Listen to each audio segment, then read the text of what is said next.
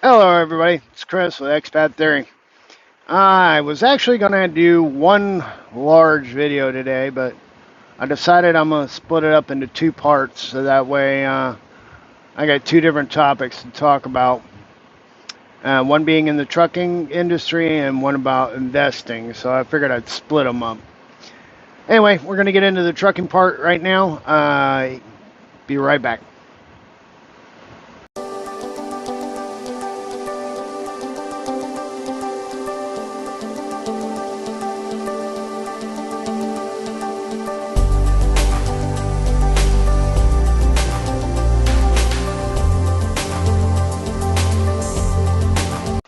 Alrighty, guys. Here's the thing. With the trucking industry, a lot of poor people come into this, and I don't mean poor as in money wise. I mean just they get kind of hooked into this trucking thing without really knowing what it is or what to expect. Of course, just like anybody who's been in the military who's ever talked to a recruiter there, it's kind of the same thing when you're talking to a recruiter for trucking. You take everything with a grain of salt because, yeah, you might not be getting the truth. So a lot of people come in off the street. They don't know anything about trucking. They don't know anything about the industry at all. They get told all kinds of things about how much money they're going to make and how great it's going to be and how easy it's going to be, and they're going to be sunshine, puppies, kittens, unicorns, and rainbows, man. Then they get to trucking school, and it kind of sucks. Well, most don't even make it through there. Honestly, my class was 51 people. 17 made it through. And my class was actually a split class for two different companies. A half dozen or more of those 17 that actually made it through were going to a different company, not CRST.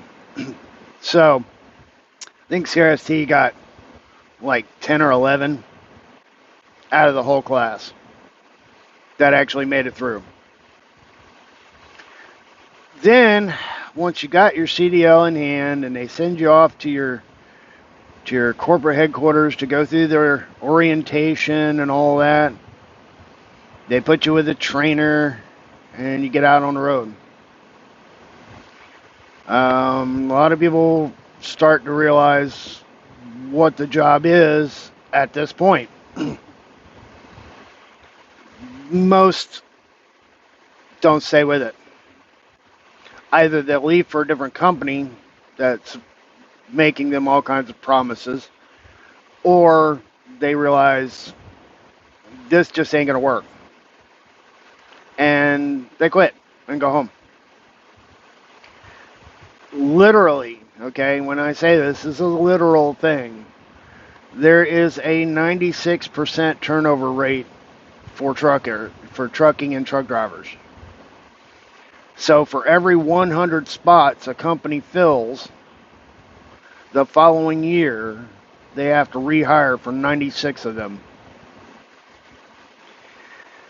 So this is a definite turnover business. You basically get as much out of the driver as you can before they either leave to go somewhere else or they get out of trucking completely. So a lot of the truck drivers that come in are not being given the straight up information because they'll leave. They'll quit. They hide as much as they can and hope you'll stay for as long as possible.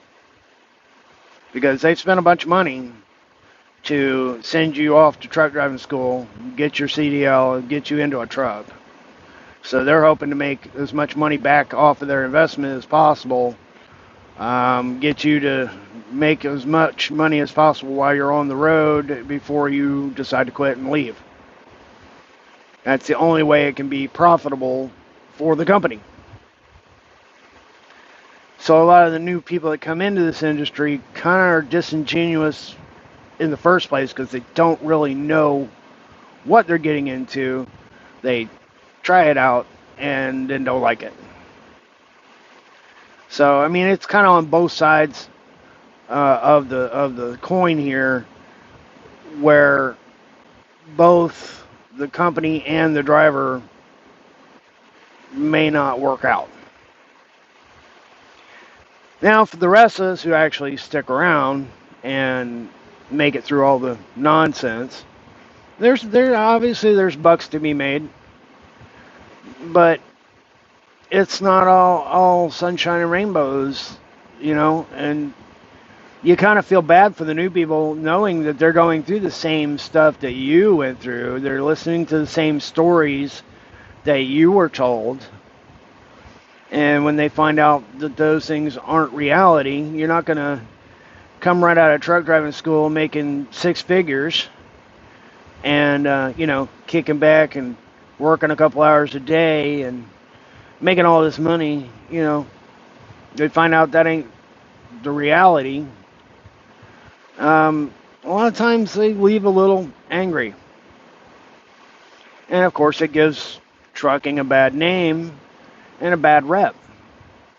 And then you've got a lot of people out there, especially with the social media, who just go berserk, trashing the company, trashing the industry. Very hateful, very hateful, because they felt like they got done dirty and they got done wrong and they got mistreated and, all these things. When the truth of the matter, I mean, if you really want to be brass tacks here, really get down to it, it's kind of incumbent upon you, the individual, that if you're going to get into an industry that you've never been in before, you're going to take on a job that you've never done before,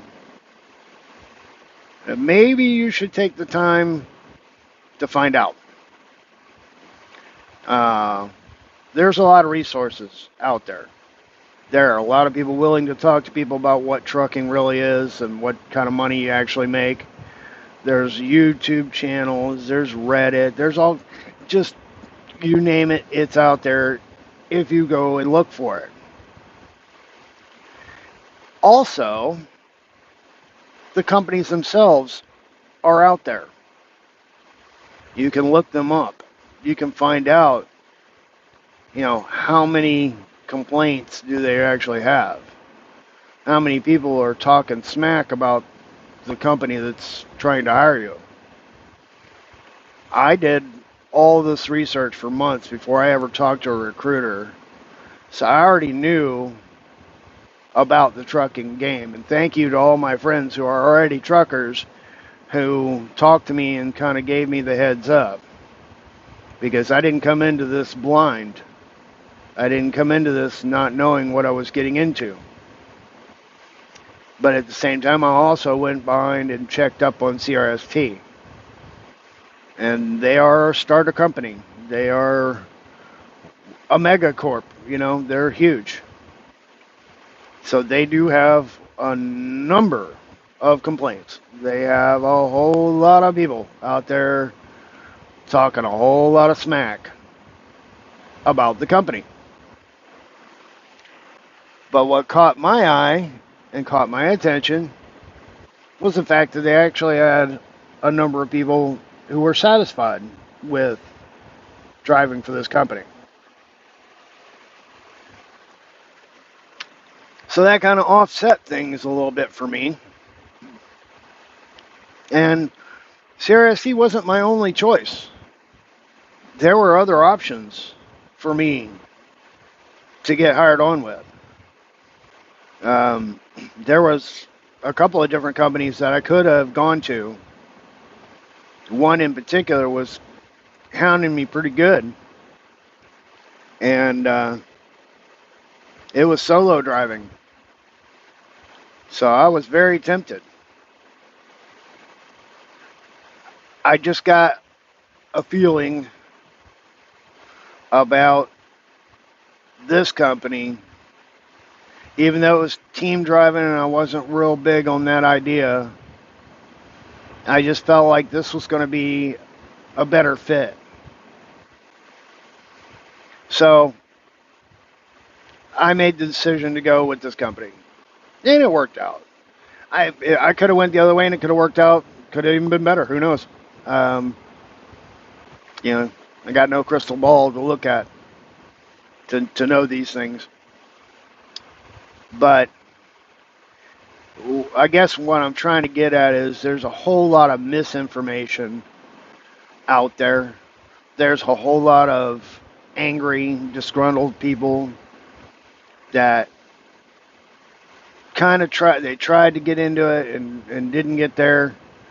There's a whole lot of people who are just almost like hell bent on trashing truck drivers, trashing the companies, trashing the industry as a whole, because it didn't work for them. It didn't work out for them. They got too many lies told to them. They believed the lies.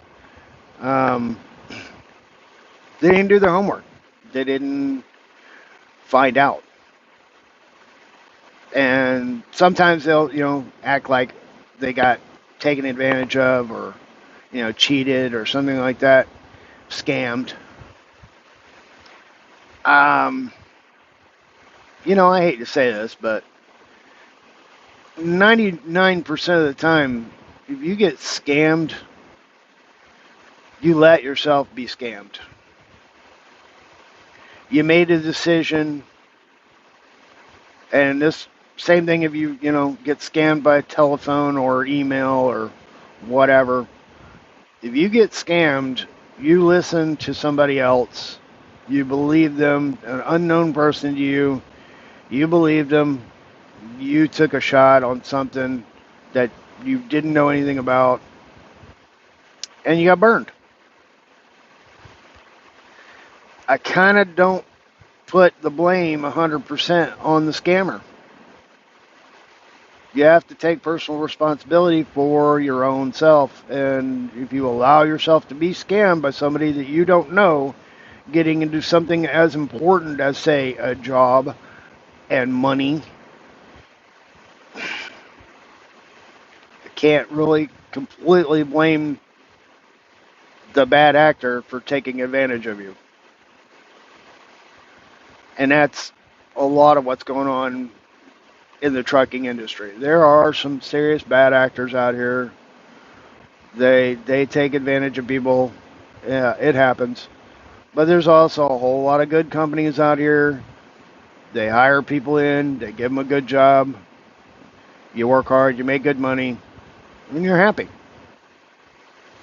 So it's kind of up to you, the individual, to do your own homework, find out about the company, find out about the job, if they really want to get into it, and make your own way. And you'll probably have success. Because if you work hard, you drive the miles, you get paid well, for the most part. When you first get started, are you going to be getting paid a lot? Nope. Just like anything else. You go down to McDonald's and get a job, you think you're going to be making $25, $30 an hour? Nope. Think you're going to be the boss man running everything and, telling everybody else what to do? Nope. You might get stuck on the fryer or something, You might be trained on how to run the drive-through. That's it. I mean, usually at first you get stuck on registers up front, from what I understand. And that's where you start. You don't just jump into being paid huge amounts of money and being in charge and telling everybody else what to do. That ain't the way it works. Doesn't work that way in trucking either. If you're fortunate and you go with a solo company, you get a truck, and you know the rules. You've been taught the rules on what to do. You have rules and clocks and timing that you got to follow, and they'll give you the information you need to go get the loads, pick them up and take them where they need to be, deliver them on time. Work hard, you'll make money. If you're lazy and don't want to work hard and don't want to drive a lot, you want to spend a lot of time playing around in the bunk or sitting up front here playing on your tablet and phone and stuff, yeah, you're not going to make a lot of money. So, I mean, you really do get out of it what you put into it. And sometimes, like me, I'm kind of working harder than I should for the amount of money I'm getting paid. Honestly, I'm working a little too hard for a little too low on paid. To be honest, I'm putting in 66 to 68 hours a week, 6 days a week, 7 days spent trying to get ready for the next week. My pay could be a lot better, but that was my decision. Is that my company's fault? No, that's on me.